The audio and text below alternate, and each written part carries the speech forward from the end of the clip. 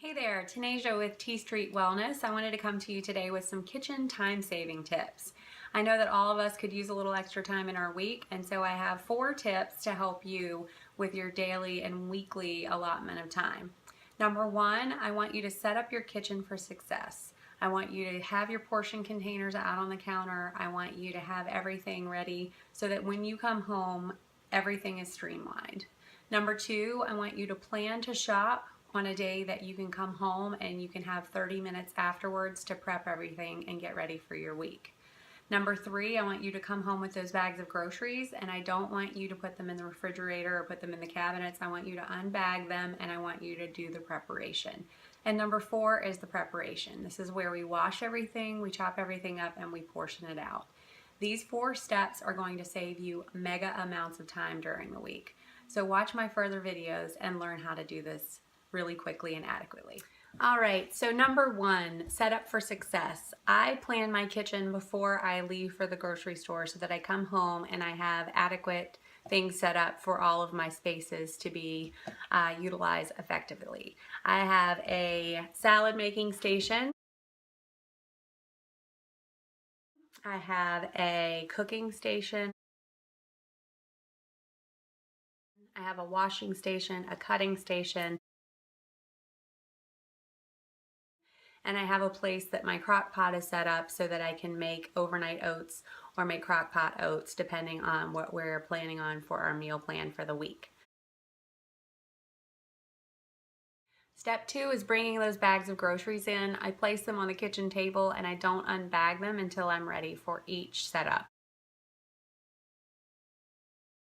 So when I'm getting ready to wash and chop, I call it shop and chop, my vegetables, I do them methodically so that I can have everything put into the oven at the same time, so that I have all of my salad makings in one swift order.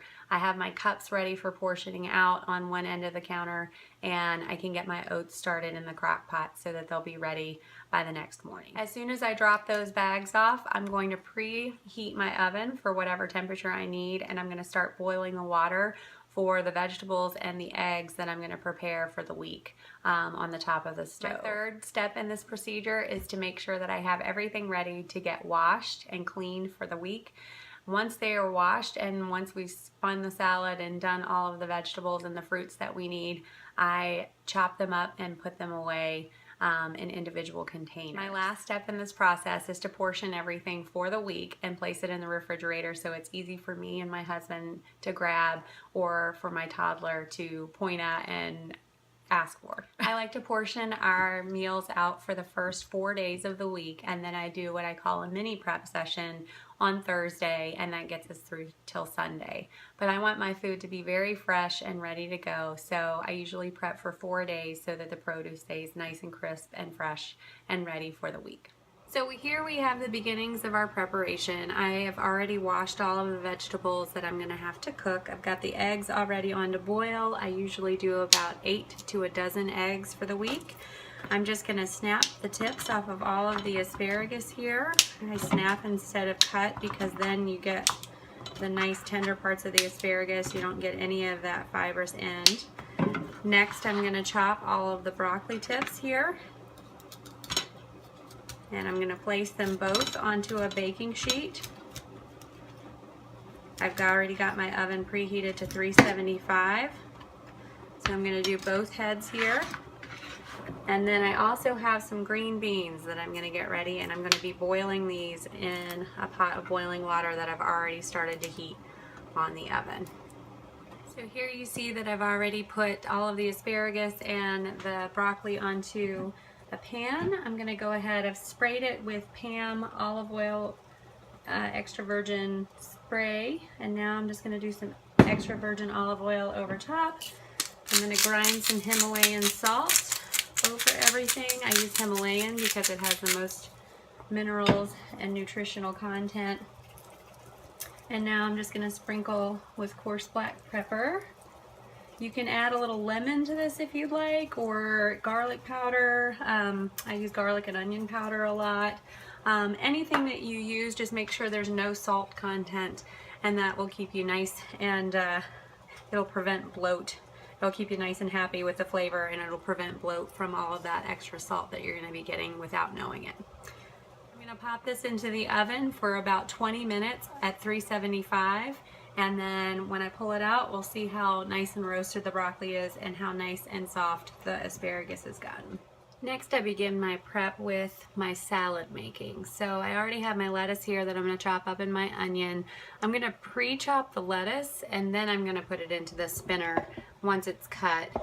Right now I've got all of the fixings. I've got tomatoes, cucumbers, and blueberries over here in the washing station.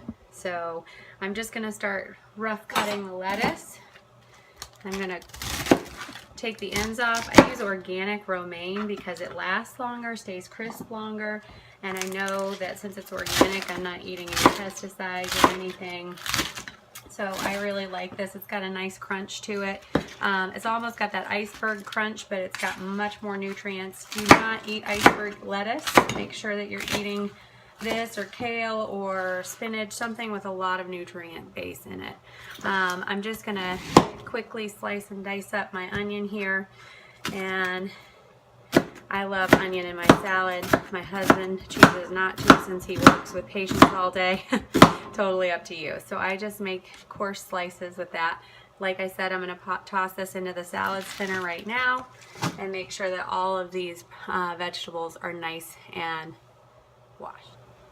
Alright, so I have everything ready for my jar salad. I have all my produce and everything ready and out on the counters.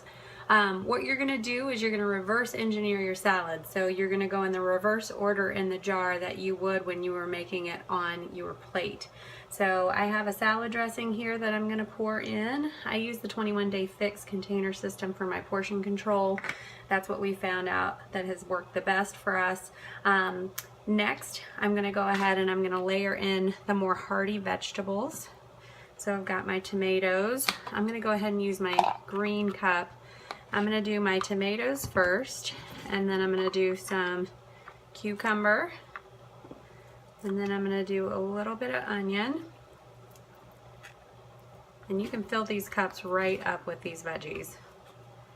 I love blueberries, which usually are in a purple cup for fruit. I'm just going to stack them into that green cup because I don't even count this amount. It's a tiny, tiny amount. If you wanted to count it as a quarter of your purple cup, you can do that. I dump all of that right in. I put my cheese layer in next. I've already measured it out in the blue cup. I either use feta or a goat. I really like local goat.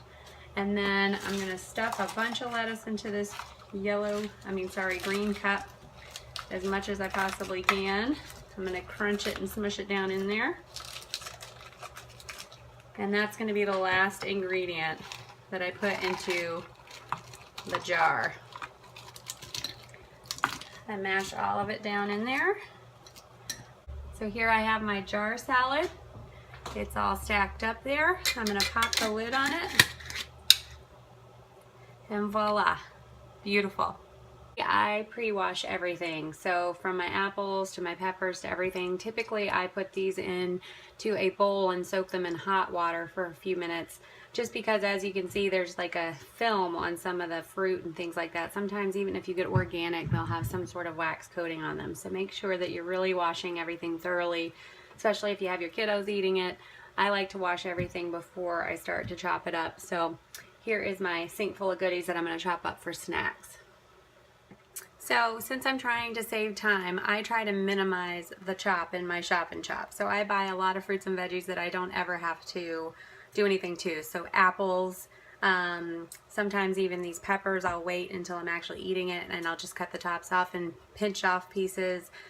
Cucumbers that I don't have to peel. I use organic baby carrots. Bananas, a lot of different fruits and vegetables that I don't have to do a lot of work with. Here, I'm just going to slice the tops off of all of the strawberries. I love strawberries and so does my family, so these are a staple in our house. We either add them to salads or we put them in the little fruit cups and portion them out. I'm going to show you the portion cups that I use. I have these colored cups, but I never really keep my food in them. I have some Ziploc containers that I'll show you that are exactly the same size as the fruit cup. I've already washed these, but I might need to wash them again after I chop off the tops, just because the greens sometimes get back onto the veggies. So I'm going to go through and I'm going to do all of that. The way that I cut my strawberries is I cut them into fourths, and that's how I pop them into the container. I have a little trick for cutting a bell pepper, and I wanted to share that with you today. It's just 4 cuts in the top, and then 4 cuts in the bottom. I just kind of score it here, and then I push my thumbs through and push out the core. So all of the seeds and everything come out with that little core push. I just make a little incision that I can fit my finger and my thumb into, and everything comes out clean. You can wash this and then you can peel out the inner ridges and veins. You can pull this apart if you want to, and then I just slice everything up, and I'll show you what it looks like after we're done. Quick tip for slicing up your peppers. I slice off the curved tops and set them aside, and then I coarsely chop the tops and use them in my salads, and then I just make little spears like this that I can put into my hummus bowls, which I'm going to show you next.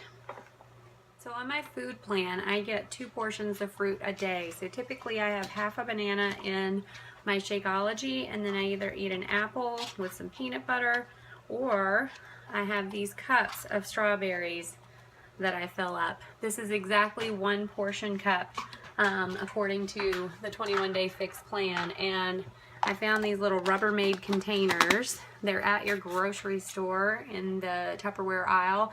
I always use these. I never use Ziplocs. I always try to use things that are reusable. So definitely check these out. They're from Rubbermaid. They're exactly 1 cup, so they fit the fruit portion.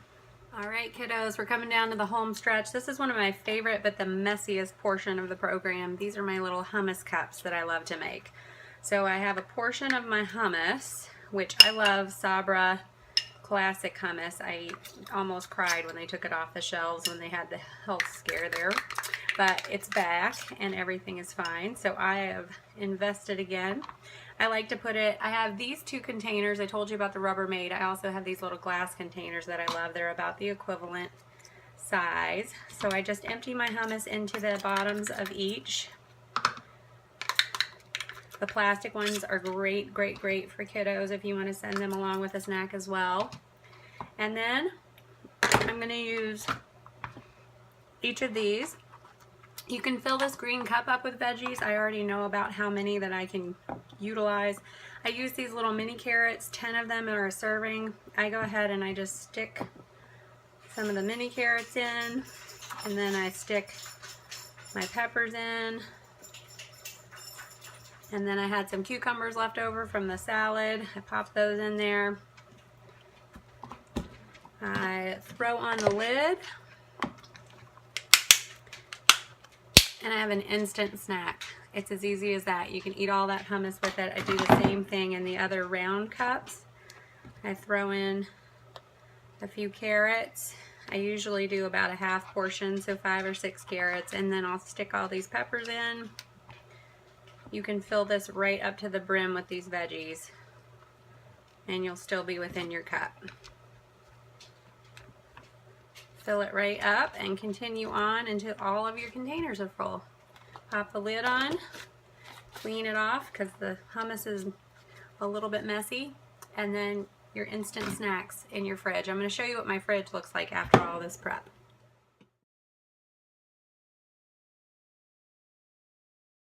So after all that, I'm sure you're thinking, wow, her kitchen must look like it absolutely took a beating. And I am sure that you're probably wondering how the heck I got all of that done without my kitchen absolutely exploding. So I'm going to show you what I have going on here. Check it out. My bags are empty. Everything's on the counter. I have a little bit of recycle there. All of my things are portioned out except for my cooked food. And then I've got my crock pot over here ready to make my crock pot oats. I have in the sink is a cutting board, a few knives, and my portion containers. And over here I just have a few remnants of salad makings that didn't get put into the mix. So all in all, not a bad deal, not a bad kitchen. All right, so for the last bit of my prep tonight, I'm gonna do a crock pot oatmeal. So I'm gonna add in, I've already chopped up 1 apple and put it into the pot. I'm gonna add in 1 cup of oats. I like Quaker oats. I usually use steel cut or just the regular oat that they have. And then I'm gonna put in 2 cups of water. So 1 cup of oats, 2 cups of water. I'm gonna put in a tablespoon of chia seeds, a teaspoon of vanilla,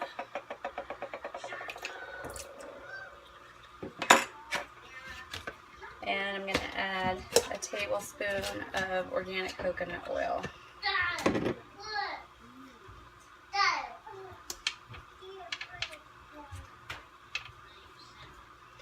So I'm going to slow cook this on low for at least 4 hours. You can even leave it overnight. If you're doing it in the morning, 4 hours should do it. And in the morning, I'll mix all of this up. I typically drizzle it with maple syrup, and you've got yourself some crock pot oatmeal.